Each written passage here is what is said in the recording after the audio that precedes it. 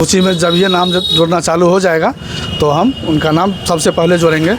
लेकिन इंदिरा आवास सहायक क्या करते हैं, मुखिया जी से उनको वो जानते हैं कि इसमें मुखिया जी का कहीं साइन नहीं होगा, मुखिया जी को नज़रअंदाज करके चलते हैं। लेकिन गरीब आदमी एकटा लाभ से वंचित है सर, ओकरा सबके नहीं भेट रहल है और धनिक आदमी सबके भेट रहल है, या कह चाहे छे।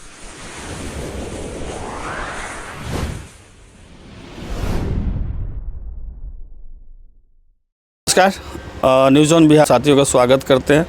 जैसे कि आपको पता है कि अब कुछ ही दिनों में नया साल आने वाला है और 2024 का एंडिंग है।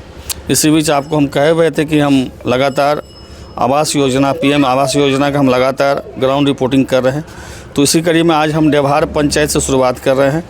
हमारे साथ में मुखिया जी भी हैं, कई जनप्रतिनिधि भी हैं, तो उनसे जानेंगे यहाँ की वास्तु स्थिति क्या है, कितने को मिला, कितने को नहीं मिला और कितने लोग अभी वंचित है। तो जैसे कि आपको अभी हम चौक पर में हैं, आपको पूरा डिटेल में दिखाएंगे कि हालांकि अभी तो अमूमन सभी का घर बना हुआ है, जहां पर बद से बदतर स्थिति वहां पर जाकर प्रयास करेंगे आपको हम दिखाएं विजुअल के माध्यम से। तो जानते हैं हमारे साथ में मुखिया जी है, संतोष ठाकुर जी, युवा चेहरा है। मुखिया जी स्वागत है आपका। आपको बहुत बहुत धन्यवाद आपके चैनल को। आपके पंचायत में कितने वार्ड हैं? 14 वार्ड हैं कुल। 14 वार्ड हैं। तो जैसे कि अभी जान ही रहे कि आवास योजना का हम अभियान चलाए हुए हैं, तो आपके पंचायत में ये तो डाटा नहीं होगा आपके पास में कि कितना परसेंटेज अब तक मिला है, कितना बाकी होगा। जैसे कि जनसंख्या लगभग 10,000 है। 10,000 जनसंख्या है। तो 10,000 जनसंख्या है, तो ये तो डाटा आपके पास ऊपर नहीं होगा कि कितने लोग 10%, 20%, 25% को लोग मिला है, अब तक इतना वंचित है। तो नहीं, डाटा मेरे पास उपलब्ध नहीं है इसका। जैसे कि आप आज खबर के माध्यम से भी पढ़ा होगा, हमने एक लिखा है आर्टिकल कि आपके ही पंचायत के एक पीताम्बर झा करके हैं, वो व्यक्ति स्वर्गवास चले गए हैं। 2017 से जो पूर्व डीएम साहब थे शीर्षद कपिल अशोक, उनके द्वारा वर्तमान उस टाइम पे वीडियो जो थे आलोक कुमार शर्मा जी, उनको उन्होंने फ़ोन पर कहा था कि इस परिवार की स्थिति बहुत ख़राब है, उसको आवास दे दीजिए, जो भी कागजी प्रक्रिया है उसको पूरा करके उनको दिलवा दीजिए। लेकिन 2017 से आज 2024 यानी कि 8 साल बीत गया। बाप बेटा दोनों इस दुनिया से गुजर गए। प्रखंड कार्यालय का चक्कर काटते काटते थक गए। आखिर ऐसे परिवार को आवास क्यों नहीं मिलता है? हम आपको इससे पहले भी आपको हमसे बात हुआ था, तो इस पर चर्चा हुआ था, तो आपको हम बोले थे जो अभी सूची में नाम नहीं जुड़ रहा है, सूची में जब ये नाम जोड़ना चालू हो जाएगा तो हम उनका नाम सबसे पहले जोड़ेंगे। ये आश्वासन आपको तो हम दिए थे पहले ही। तो देखिए, अगर हमारे इस खबर को अधिकारी देख रहे हैं, खास करके डीएम साहब मधुबनी, तो हम आपसे निवेदन करेंगे सर, 2017 से 2024 तक मुखिया जी के ही अनुसार अब तक इनका नाम तक सूची में नहीं जोड़ा गया। आखिर क्यों नहीं जोड़ा गया है, ये सोचनीय विषय है और बहुत बड़ी गंभीर समस्या है। 2017 फिर से हम आपको याद दिला देते, 2017 मार्च और 9 तारीख को डीएम साहब के पास वो गए हुए थे, हमारे पास डाटा है, और तब से लेके आज तक उनका नाम तक नहीं जुड़ा है। तो मुखिया जी इसका कारण क्या हो सकता है? कारण अभी फ़िलहाल में तो सूची में नाम नहीं जुड़ा है। ब्लॉक से पता करते हैं तो बोला जाता है जो 1 महीना बाद, 15 दिन बाद नाम जोड़ना स्टार्ट हो जाएगा। तो हमारा तो सबसे पहले प्रयास रहेगा जो उनका नाम जोड़ें हम जी।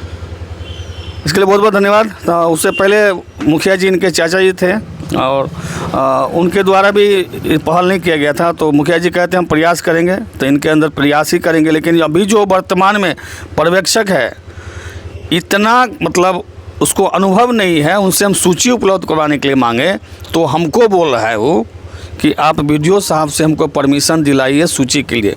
तो ऐसे ऐसे पर्यवेक्षक भी है जिसको अपने पद का पता नहीं है। जी मुखिया जी कहिए, क्या कह रहे थे? इनको शौचालय का लाभ नहीं मिला था, वो भी हम करवाए हैं और 10 तारीख के बाद में पेमेंट उनका शौचालय का हो जाएगा। इसके लिए आपको दिल से धन्यवाद। चूँकि उस परिवार की ऐसे कई पंचायत में, आपके पंचायत में ऐसे परिवार होगा जिसको सबसे ज़रूरी होगा आवास योजना से कुछ होने वाला नहीं, इससे घर नहीं बनेगा, लेकिन उसको तत्काल राहत मिलता है। तो ऐसे परिवार आपको पता है आपके पंचायत में कितना होगा? बिल्कुल बहुत राहत मिलता है। ऐसे परिवार बहुत है मेरे पंचायत में, और ख़ास करके ये जो है पीताम्बर झा के पत्नी बहुत गरीबी से झेल रहे हैं, इनको बहुत ज़रूरी है मिलना। तो आप एक मुखिया होने के नाते एक से हम आपसे यही कहते हैं कि मान लीजिए आप नीतीश कुमार जी पूरा बिहार को चला रहे हैं, लेकिन आपके पंचायत के ऑल इन वन आप हैं, तो ऐसे परिवार को चिन्हित करिए ना। जैसे कि हमारे पास में डाटा उपलब्ध हुआ है जिसका 3-3 मंजिला मकान है, उसको आवास योजना का लाभ दिया गया। जो ले लिया है 20 साल पहले उसको भी आवास योजना का लाभ दिया गया। तो कहीं ना कहीं तो मिली भगत सबका है। नहीं, हम आवास सहायक को पहले ही बोल देते हैं जिसके पास पक्का मकान है उनको नहीं दिया जाए, और जिसको मिल गया है उसका जो है क्या कहते हैं उसको मिला हुआ सूची है वो उपलब्ध करा करके मिला करके अगर यदि मिल गया है तो दोबारा नहीं मिलना चाहिए उसको, और पक्का मकान को बिल्कुल नहीं मिलना चाहिए। जब ग्राम सभा होता है तो उसमें हम बोल देते हैं उसको, बाद में ये क्या करता है पता नहीं चलने देता है हमको। तो देख सकते हैं आवास सहायक का भी यहाँ पे कमजोरी पता चल रहा है। तो हम जानते हैं मुखिया जी का बहुत बहुत धन्यवाद। हमारे साथ में एक बहुत ही अनुभवी है, खास करके हमारे मित्र है रत्नाकर झा जी, उनसे जानते हैं चूँकि पंसस रह चुके हैं। आपके इस चैनल पर आपने हमको बुलाया है। मैं 2011 से 2016 तक जब तक हम पंचायत समिति थे उस समय ये आवास योजना BPL के आधार पर दिया जाता था, और 12 स्कोर के हमारे पंचायत में 12 स्कोर पहुंचा था। उसके बाद 2014 में जब मोदी जी प्रधानमंत्री हुए तो वो नाम बदल के प्रधानमंत्री आवास हो गया। इसका क्राइटेरिया बदल दिया गया कि इसमें नाम जुड़ने के लिए बहुत सारा क्राइटेरिया है, तो BPL तो साइड हो गया। अब ये नया तरीका से जोड़े। ऐसे में जो आप कह रहे हैं कि 2 मंजिला मकान वाले लोग, वैसे लोग लाभान्वित हुए हैं जिनको लाभ मिलना चाहिए। वैसे लोग अभी भी बहुत जगह वंचित हैं। मेरे नज़र में भी दूसरे पंचायत में भी ऐसा नज़र बहुत सारे लोग आते हैं कि हमको अभी तक आवास योजना नहीं मिला, आवास नहीं मिला। लेकिन अभी का जो प्रक्रिया है हम लोग को पता ही नहीं चलता कौन आवास योजना को डील कर रहा है। सरकार ने सुविधा के लिए इंदिरा आवास सहायक रखा, लेकिन इंदिरा आवास सहायक क्या करते हैं, मुखिया जी से उनको वो जानते हैं कि इसमें मुखिया जी का कहीं साइन नहीं होगा, मुखिया जी को नज़रअंदाज करके चलते हैं। ग्राम सभा में जो बात पास हो गया उसको ठीक है लिखित रूप में ले लिया गया, लेकिन ज़मीन पर उतारने की बात तो नहीं है। इस तरह का स्थिति खराब है। और एक आवास योजना में जो भी आता है सुनते हैं 30,000 40,000 रुपया लिया जाता है, नाम जोड़ने से लेकर के और आवास प्राप्त होने तक। पता नहीं क्या इसमें है। इंदिरा आवास सहायक रखने के बावजूद सरकार सही ढंग से इसको वितरण नहीं कर पा रही है। इसके पीछे अब तो सरकार ही जाने।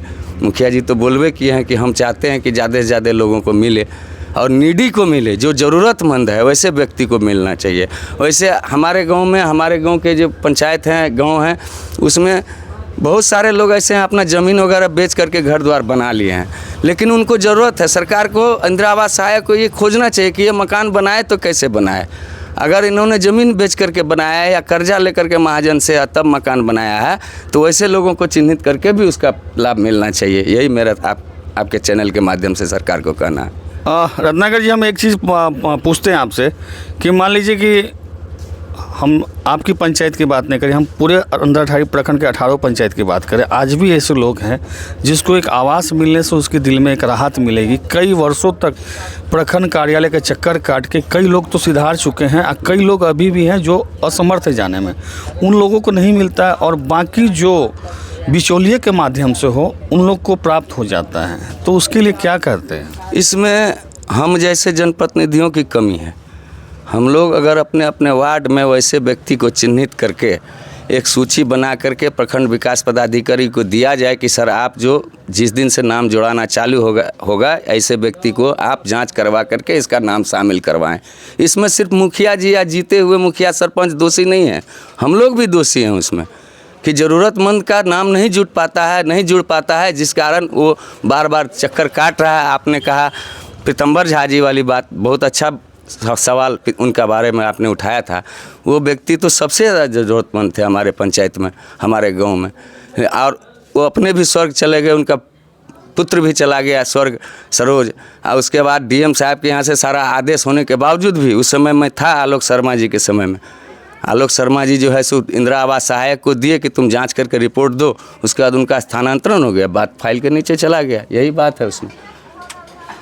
क्या कहते हैं, आप तो काफ़ी अनुभवी हैं, जो ऐसे ऐसे पदाधिकारी बैठे हुए हैं, गरीब लोग दर दर के ठोकरे खा रहे। हम ये नहीं कहते कि अब तो सरकार नियम बना रही है कि जिसका हर किसी को आवास मिलना है, चाहे 3 मंजिला हो, चाहे 5 मंजिला हो, चाहे 6 मंजिला, उससे मतलब नहीं है, लेकिन हर किसी को देना है। पहले का क्राइटेरिया ये था कि जिसके पास मोटरसाइकिल उसको नहीं दिया जाता था, लेकिन आज तो आप देख लीजिए, अगर घूम करके कोई भी ऐसा परिवार नहीं जिसके पास मोटरसाइकिल नहीं होगा। लेकिन इसी में मुखिया जी को, अगर वार्ड सदस्य को, जनप्रतिनिधि को चुनना चाहिए कि असली हकदार अभी कौन है, उसको पहले हम दे, तो ये कोरम पूरा हो सकता है कि नहीं हो सकता है? ज़रूर होगा पूरा। उसके लिए हम लोगों को मेहनत करना होगा। हर वार्ड के जो जनप्रतिनिधि हैं, हर गांव के जो जनप्रतिनिधि हैं, वैसे व्यक्ति का मुखिया जी से समन्वय बैठा करके वैसे व्यक्तियों का सूची मुखिया जी को सौंपा जाए। जिनको मिला है वो भी, नहीं मिला है वो भी। जिनको मिल गया हो तो ऑटोमेटिक पहले छँटा जाएंगे। जो नहीं मिले हुए हैं वैसे लोगों को देना उचित है।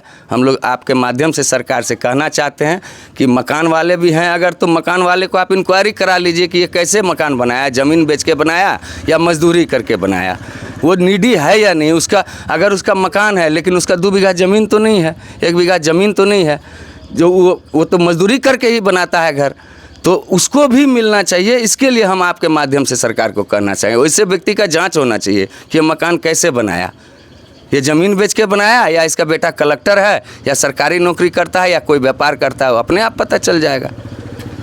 तो जैसे कि बहुत सुंदर बात कहे हैं। और सर बहुत गरीब आदमी छी हम, एहि गाँवमे पता कऽ लियौ अहाँ, 2 भाई छी हमसब, और मकानवलाके, जमीनवलाके सबके इंदिरा आवास भेट चुकल छै, दोबारा भेट चुकल छै, इहो हमरा पता है। लेकिन गरीब आदमी एकटा लाभसँ वंचित छै सर, ओकरा सबके नहीं भेट रहल छै, और धनिक आदमी सबके भेट रहल छै। इएह कहऽ चाहै छी, एकर सरकारसँ कहियो जे बढ़िआँसँ एकर छानबीन करैके लेल। देखिए इसका दर्द, और यही है गरिमा कि गरीब आदमी को आवास नहीं मिला है। लेकिन कर्जा लेकर के घर द्वार बनाए सर। हमारे माँ को उस टाइम में 24,000 रुपया का लाभ मिला था, हमको भी कोई लाभ नहीं मिला, ना हमारे भाई को कोई लाभ मिला है, जो कि हम बहुत गरीब आदमी हैं, टेम्पू चला के अपना जीवन यापन करते हैं, हमको ज़मीन भी नहीं है सर साफ है। हम इसी तरह से लगातार रिलाई जारी रखेंगे। फिलहाल आज हम देवहार पंचायत में थे, अगले कड़ी में हम और किसी पंचायत को चुनेंगे। हालांकि एक चीज़ हम फिर से आपको बताए थे, ये युवा मुखिया है, इसमें जहाँ तक उन्होंने वह प्रयास किया, लेकिन लोग भी, कई सारे जो लोग होते हैं ना, वो भी इस चीज़ को बढ़ावा देते हैं। चूँकि मेरा नाम पहले कब आए, मुझे कब मिले, वो जाके करप्ट को बढ़ाते हैं, उसको जाके पैसा को लोभ देते हैं। हम 10,000 दे रहे हैं, 20,000 दे रहे हैं, 25,000 दे रहे हैं, हमको दे दीजिए। तो ये सब भी चलते हैं। लेकिन आज भी कई ऐसे परिवार हैं जिनको एक आवास मिलने से बड़ी राहत मिलेगी। तो बने रहिए आप न्यूज़ ऑन बिहार और सच के आईना के साथ। इसी तरह से हम रिलाई जारी रखेंगे, और इस खबर को इतना शेयर करिए, जो पटना, दिल्ली, बम्बई, कलकत्ता में जो बैठे हैं अधिकारी चश्मा लगा करके और AC वाले केबिन में, उसको थोड़ा शर्म आए कि 2017 से एक परिवार घूमते हुए दुनिया छोड़ के चला गया, लेकिन उसका नाम तक नहीं जुड़ा है। तब तक के लिए इतना ही। जय हिंद, जय भारत।